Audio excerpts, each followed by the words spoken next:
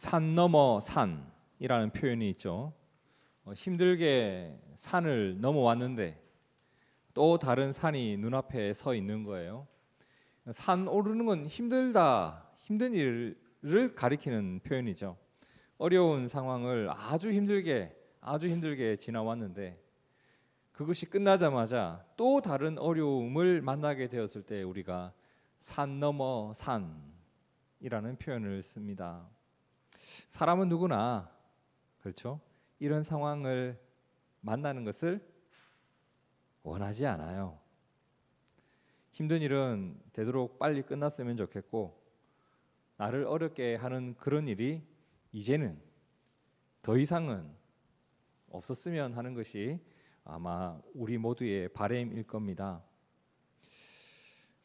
산 넘어 산의 상황이 되면 그 상황 자체가 너무 싫고 마음이 힘들어지는데, 그런데요, 오늘 말씀을 보면 그러한 일 앞에서도 우리가 곰곰이 한번 생각해 봐야 될 것이 있다라는 것을 오늘 말씀을 보면서 깨닫게 돼요.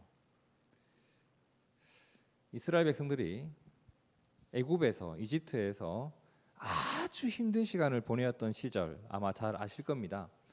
우리가 지난주에 한 자매님의 찬양을 들었었죠. 요게벳의 노래라는 찬양을 들었었는데 그 찬양의 배경이 되는 내용이 출애굽기 1장 16절에 나옵니다. 그 말씀 함께 읽어볼까요? 시작. 이르되 너희는 히브리 여인을 위하여 해산을 도울 때에 그 자리를 살펴서 아들이거든 그를 죽이고 딸이거든 살려두라. 자, 애굽 사람들이 이스라엘 백성들이 강성해지는 것을 막기 위해서 이런 짓을 했단 말이에요. 그 아이가 태어날 때 그 아이가 태어나는 것을 도와주는 그 산파들, 그들에게 무엇을 명령했냐면 아기가 태어났는데 남자면 어떻게 해라? 다 죽여라. 얼마나 많은 아기들이 죽었겠어요. 얼마나 많은 가정이 평생 잊지 못할 아픔 속에서 살았겠어요. 아기가 죽었다니까요. 그럼 그 가정이 어떻게 삶을 이어갈 수 있었겠어요? 근데 이런 일만 있었던 게 아니에요. 엄청나게 극심한 노동에 시달리기도 했습니다. 출애굽기 2장 23절을 보면 이스라엘 자손은 고된 노동으로 말미암아 탄식하며 부르짖으니 그 고된 노동으로 말미암아 부르짖는 소리가 하나님께 상달되었다라고 합니다. 그냥 그들 하루하루 삶이 그냥 산이에요. 이것을 어떻게 헤쳐나갈 수 있을지, 이 상황이 어떻게 하면 좋아질지 그런 것을 생각하지도 못한 채로 하루하루 그냥 살아가고 있었던 거예요. 이렇게 애굽에서 힘든 생활을 하고 있었던 그들을 하나님이 돌보기 시작했습니다. 그리고 그들을 애굽에서 벗어날 수 있도록 하나님이 돕기 시작합니다. 그런데 그 과정도 결코 간단하지 않았다는 말이에요. 처음에는 그들의 고난이 더 심해지는 지점도 있었습니다. 모세가 바로를 찾아가서 뭐라고 하냐면 우리가 우리 하나님 여호와께 제사를 드리겠다. 그래서 우리가 광야에 나가서 그분께 예배를 드릴 수 있도록 허락해 달라고 하니까 바로가 어떻게 했냐면 출애굽기 5장 7절에 나오죠. 너희는 백성에게 다시는 벽돌에 쓸 짚을 전과 같이 주지 말고 그들이 가서 스스로 짚을 줍게 하라. 한마디로 일의 양이 더 늘어나 버린 거예요. 그죠? 또 그들이 전에 만든 벽돌 수요대로 그들에게 만들게 하라. 감하지 마라. 그 일이 늘어났다고 봐주거나 그러지 마라. 늘 하던 대로 만들어내되 일의 양은 더 늘어난 거예요. 그들이 게으름으로 소리질러 뭐라고 했다고 하죠? 우리가 가서 우리 하나님께 제사를 드리겠다고 말한다. 그러니까 이제 바로가 화가 나서 예배 드리겠다고 하는 그 말에 화가 나서 이렇게 더 노동의 양을 강하게 했단 말이에요. 그게 더 어려워진 거예요. 자, 그런데 우여곡절 끝에 애굽의 몇 가지 재앙? 10가지 재앙이 다 내려진 뒤에야 이스라엘 백성들은 애굽에서 자유를 얻을 수 있게 되었습니다. 정말 아주 큰 산 하나를 넘은 거예요. 그죠? 애굽에서 그동안 지내왔던 시간도 하루하루가 산을 넘는 것 같았고 애굽에서 나오는 그 과정도 결코 쉽지 않았단 말이에요. 이것만 이루어지면 정말 좋겠다. 애굽에서 나가기만 하면 얼마나 좋을까라고 하면서 그 큰 산을 하나 넘었습니다. 그렇게 이제 고통스럽던 애굽을 떠나게 되었고 이제 가나안 땅을 향해 가고 있었단 말이에요. 그렇게 길을 가고 있는데 하나님께서 모세를 불러서 이런 말씀을 합니다. 자, 오늘 본문 출애굽기 14장 1절이죠. 여호와께서 모세에게 말씀하여 이르시되 뭐라고 하셨어요? 이스라엘 자손에게 명령하여 돌이켜서 바다와 믹돌 사이에 비하히롯 앞 곧 바알스본 맞은편 바닷가에 장막을 치게 해라. 쉽게 말하면 가던 길을 멈춰라. 그리고 어디에?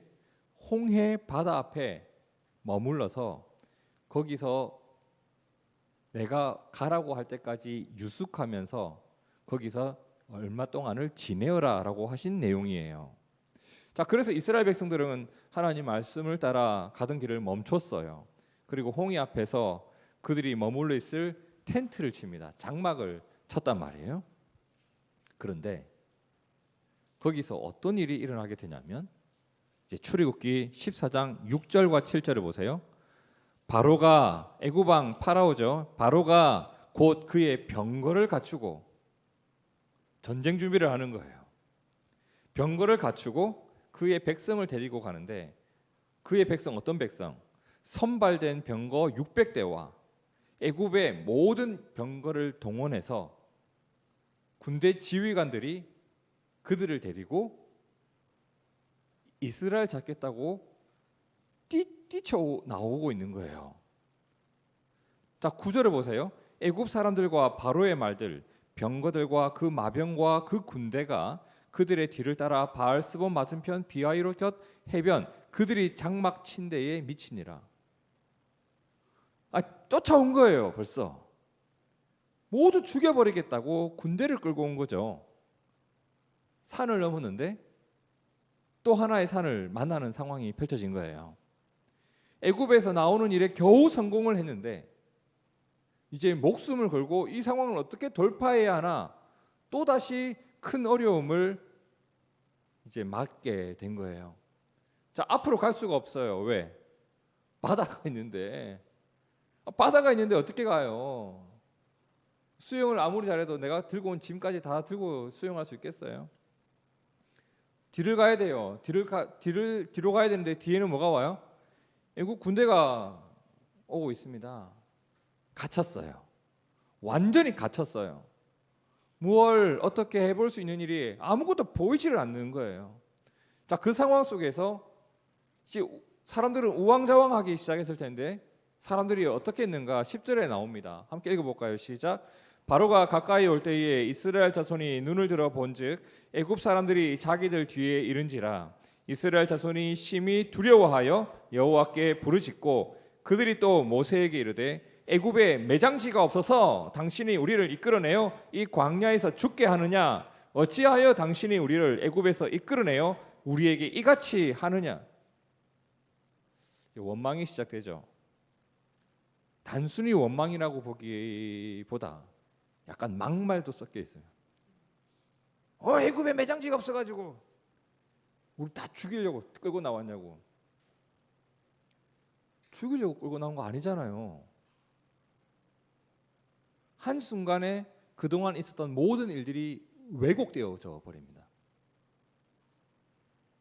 좋지 못한 결과가 있을 것 같다라고 하는 이 두려움, 그 두려움이 지금까지 누렸던 모든 은혜를 무효화시켜 버렸습니다. 그리고 그들은 오해와 막말을 하기 시작하죠. 매장지가 없어서 이곳까지 끌어왔냐?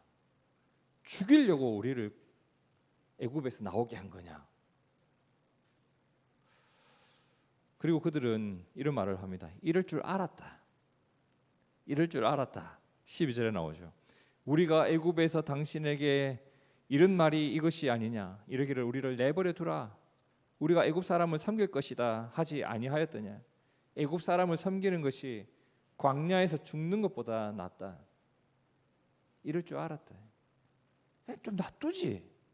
뭐한다 이래가지고. 앞으로도 갈 수 없고 뒤로도 갈 수 없다. 완전히 갇혔다. 그래서 그들의 이런 태도가 사실 한편으로 이해가 되기도 하지만 좀 너무하죠. 그리고 우리가 지금 이 상황을 볼 때 지금 우리의 표정을 보면 옆 사람은 표정을 안 보세요. 전혀 심각함을 지금 못 느끼고 있어요.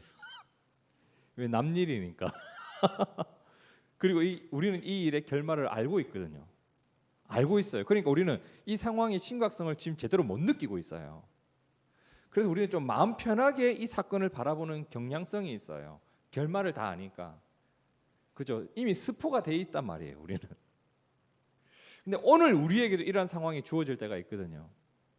한번 생각해 보세요. 하나님의 은혜로 어려운 상황 하나를 넘어갔어요. 나를 어렵게 하는 어떤 일 앞에서 믿음으로 나는 무언가를 또 선택을 하면서 하루하루 살아왔어요. 나는 분명히 순종했고 나는 분명히 선한 마음으로 선한 선택을 하면서 살아왔음에도 불구하고 생각하지도 못했던 또 다른 어려움이 내 뒤에서 몰려오는 상황을 겪을 때가 있단 말이에요. 저는 계속 이게 제 삶하고 계속 매칭이 너무 계속 되는 거예요. 하나님, 제가 무슨 악한 마음 먹고 교회를 개척했습니까? 제가 무슨 나쁜 마음 먹고 이런 일을 했습니까? 근데 뭔가가 또 쫓아오는 것 같고 이 어려움이 끝나면 또 이 어려움이 오는 것 같고 이 전구 바꿔놓으면 저 전구가 나가고 저기 물 새는 거 막아놓으면 여기가 물 새고 막 그런 거 있잖아요. 그런 느낌. 이런 일 만나면 우리도 당황한단 말이에요. 우리도 고민을 해요. 그리고 가끔은 이런 상황 만났을 때 이 이스라엘 백성들과 맞먹는 막말을 하는 성도들을 저는 만나기도 해요.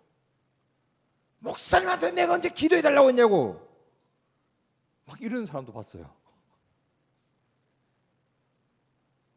어이 목사가 교회에서 돈 받고 다니는 사람이 나는 교회 돈 내고 다니고 당신은 교회 돈 받고 다니지 않냐고 이러면서 저한테 막 뭐라 하시는 집사님 권사님들을 얼마나 많이 봤겠어요. 한편으로는 이해가 된단 말이에요. 갇혔으니까. 산 넘어 산의 상황에서 그럴 수도 있겠다. 그 상황에서 두려운 마음을 가지고 그렇게 행동하는 게 인간적으로는 이해가 되기도 해요. 그런데 하나님께서는 그걸 좋아하지 않으세요.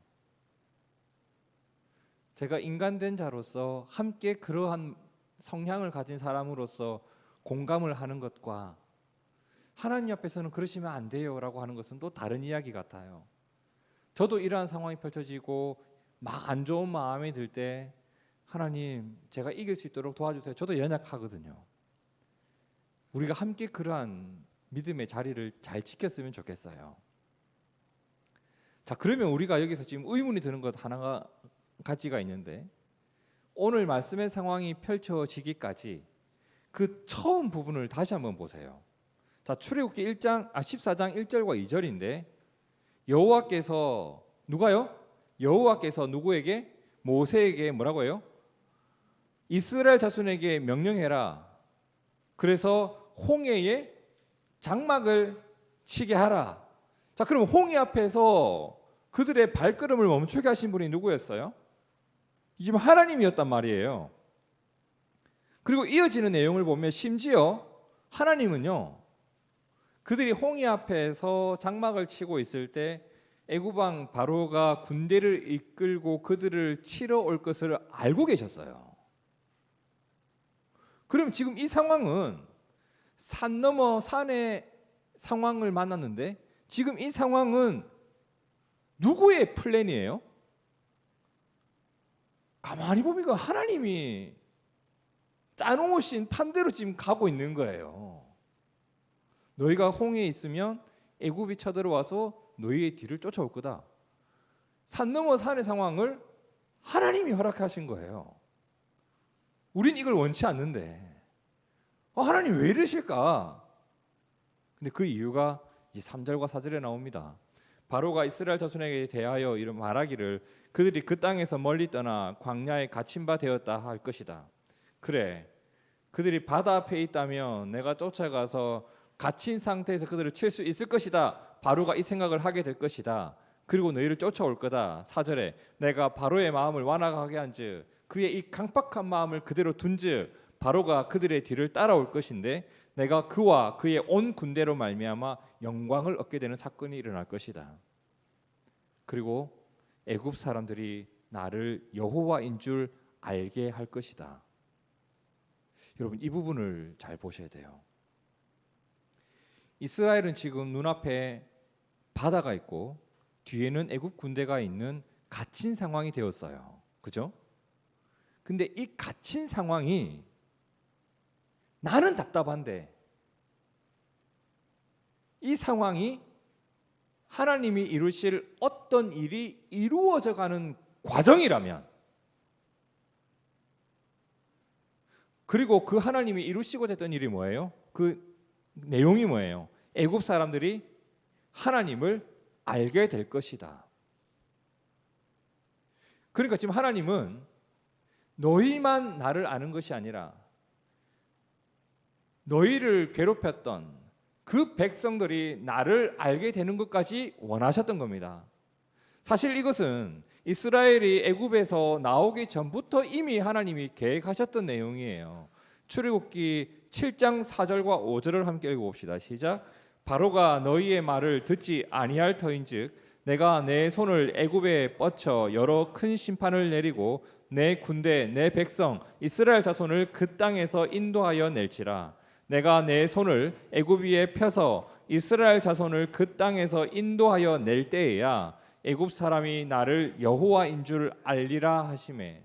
그렇죠. 하나님은요 이스라엘 백성들을 향한 계획도 있으셨지만 애굽 백성들도 하나님의 피조물이잖아요. 하나님은 애굽도 하나님을 알게 되리라 이 계획을 가지고 계셨어요. 애굽 사람이 나를 여호와인 줄 알리라. 그러면 여러분 지금 이 상황 앞에는 바다가 있고 뒤에는 애굽 군대가 있는 거 말입니다. 지금 바로의 눈에는 이렇게 보여요. 그래, 이스라엘 백성들을 가두는데 성공했다. 그죠? 그리고 이스라엘 백성들의 눈에도 이렇게 보여요. 아, 우리가 바다와 군대 때문에 갇혀버렸다. 그런데 지금 이 상황은 이게 다가 아니에요. 단순히 그 해석만이 다가 아니란 말이에요. 지금 이 상황은 하나님께서 하나님의 일을 이루기 위하여 만들어 놓으신 판이었어요. 모세는 그것을 믿고 있었어요. 그래서 두려움에 빠져서 지금 상황 파악을 제대로 못하고 있는 이스라엘 백성들에게 뭐라고 하냐면 13절과 14절에 모세가 백성에게 이르되 뭐라고 합니까? 너희는 두려워하지 말고 가만히 서서 여호와께서 오늘 너희를 위하여 행하시는 구원을 보라. 너희가 오늘 본 애굽 사람을 영원히 다시 보지 아니하리라. 여호와께서 너희를 위하여 싸우시리니 너희는 그냥 가만히 있어라. 말도 하지 말고 궁시렁대지도 말고 쫄지도 말고 가만 좀 있어라 제발. 그죠? 너희가 가만히 있으면 하나님이 일하실 거다. 제발 몸에 힘 좀 빼라. 그리고 그날 그들은 깜짝 놀랄 일을 경험하게 됩니다. 그들이 앞이 막혀 있었는데 바다가 열려서 앞이 열리는 일을 경험합니다. 그리고 무섭게 그들의 뒤를 쫓아오는 애국 군대가 하나님의 손길로 무너지는 것을 그들은 보게 돼요. 그들은 산 넘어 산을 경험하는 것 같았고 앞도 막혔고 뒤도 막혀서 내가 완전히 갇힌 채로 죽을 것만 같았는데 사실은 갇힌 것이 아니었던 거예요. 그때에도 하나님의 일이 이루어지고 있었고 하나님은 그들의 앞을 열고 계셨고 그들의 뒤에 쫓아오는 군대를 무찌르고 계셨습니다. 그리고 그날 하나님의 역사를 보면서 애굽 사람들도 하나님을 알게 되고 그 자리에서 원망하고 있었던 이스라엘 백성들은 어떠한 고백을 하게 되었을까? 자, 31절 함께 봅니다. 시작. 이스라엘이 여호와께서 애굽 사람들에게 행하신 그 큰 능력을 보았으므로 백성이 여호와를 경외하며 여호와와 그의 종 모세를 믿었더라. 이제야 그들의 마음속에 믿음이라는 것이 피어오르기 시작합니다. 갇혔었죠. 근데 갇힌 게 아니었단 말이에요. 지난주에 진혁이가 우리 모두에게 보내준 문자의 내용 중에 이런 내용이 있었습니다. 그 문자 보내고 자기는 오늘 안 왔는데 출애굽기 15장 2절의 말씀이었죠. 여호와는 나의 힘이요 노래시며 나의 구원이시로다. 그는 나의 하나님이시니 내가 그를 찬송할 것이요 내 아버지의 하나님이시니 내가 그를 높이리로다. 그날 보내었던 이 문자의 이 고백이 어떤 고백이냐면 오늘 우리가 살펴봤던 이 사건 이후에 모세와 이스라엘 백성들이 하나님을 찬양하기 시작하거든요. 그 노래의 가사예요. 그 문자를 받고 나서 제가 한참을 생각하게 되었던 내용이 있었습니다. 나의 앞이 막힌 것 같고 나의 뒤에 원수가 있는 듯한 그런 상황에 놓였을 때 얼마나 답답해요. 미칠 것 같거든요. 왜 이런 상황이 나에게 다가오는가 이런저런 고민이 들기도 하거든요. 근데 오늘 말씀을 보면서 이런 생각을 하게 됩니다. 그래, 나의 눈에는 이것이 갇힌 상황으로 보일 수도 있겠지만 이 상황이 하나님의 뜻을 위하여 하나님에게 필요하신 그 어떤 상황일 수도 있겠다. 그렇다면 마치 갇힌 것 같은 이런 상황 앞에서 우리가 집중하고 힘써야 할 것은 그 상황에 대한 고민, 그 상황을 헤쳐나가기 위한 어떤 발상들이 아니라 무엇에 힘써야 되겠어요? 하나님이 이루실 일을 기대하면서 그분을 향한 나의 믿음을 지켜내고 그래서 내 말을 지켜내고 하나님이 이루어 가실 일을 묵묵히 기대하면서 기도하는 그 자리를 지켜내는 것 말입니다. 갇힌 것 같은 상황이 되었을 때 우리는 모세처럼 말하는 사람일까요? 아니면 다른 이스라엘 백성들처럼 말하는 사람일까요? 모세와 같이 그 자리에서 하나님이 이루실 일을 기대하면서 두려움을 이겨내는 것, 그것이 오늘 우리가 지켜야 할 마음, 지켜야 할 일이라는 것을 다시 한번 돌아보게 되었습니다. 성도 여러분, 우리가 갇힌 것 같지만 갇히지 않게 하시는 하나님이 우리와 함께하고 계십니다. 오히려 내가 갇힌 것 같은 그때에 하나님이 계획하신 그 어떤 일이 완성되어져 가고 있을 수도 있습니다. 고린도후서 6장 8절 이하를 보면 사도 바울이 이런 말을 했어요. 우리는 속이는 자 같으나 참되고 무명한 자 같으나 유명한 자고 죽은 자 같으나 보라 우리가 살아 있고 징계를 받는 자 같으나 죽임을 당하지 아니하고 근심하는 자 같으나 항상 기뻐하고 가난한 자 같으나 많은 사람을 부유하게 하고 아무것도 없는 자 같으나 모든 것을 가진 자로다. 이런 줄 알았는데 이런 자로다. 이런 줄 알았는데 이런 자로다. 내가 갇힌 것 같지만 갇히지 않은 자로다. 산을 넘었는데 또 다른 산이 있을 수 있어요. 하지만 산을 넘도록 이끌어 주신 하나님이 여전히 나를 도우실 겁니다. 그리고 하나님의 일을 이루어 가실 겁니다. 돌아보니 그래요. 나의 지난 날이 그러했습니다. 산 넘어 산이지만 하나님의 영광 이후에 그분의 영광이 또 드러나요. 지나온 날들에 대하여 감사하는 마음이 있고 또 그렇게 이끌어 주실 다가올 날에 대하여 굳건한 믿음으로 살아가는 우리의 삶이 되기를 진심으로 축복합니다. 네, 기도하겠습니다. 하나님 아버지, 오늘 이스라엘 백성들이 갇혔지만 갇히지 않았음을 우리가 말씀을 통하여 보게 되었습니다. 산 넘어 산의 상황을 만났지만 하나님의 영광이 드러난 사건이고 또 한 번의 하나님의 능력을 경험하게 되는 사건이 일어났습니다. 오늘 우리의 삶 속에서 나의 마음을 갑갑하게 하고 내 발걸음을 더디게 하는 일들을 만났을 때 주여 구하오니 우리에게 믿음을 더하여 주시옵소서. 그 상황을 사람들의 판단과 이 세상의 시선으로만 바라볼 것이 아니라 하나님의 뜻이 이루어져 감을 믿음으로 바라보고 그 일을 통해서도 그 일을 사용해서라도 이루어 가시는 하나님의 뜻을 바라보며 찬양하고 감사하는 우리가 되게 하옵소서. 이 땅을 믿음으로 살아가는 우리가 되기를 원합니다. 우리를 주님의 손 안에서 자유롭게 하시고 주님의 강한 손으로 우리의 능력 삼아 갇힌 상황을 이기게 하시는 하나님의 손을 꼭 붙들고 살아가는 우리가 되게 하옵소서. 둥지교회가 그렇게 걸어가게 하옵소서. 우리 모두가 그렇게 살아가게 하옵소서. 살아계신 예수님 이름으로 기도하옵나이다. 아멘. 아멘. 아멘.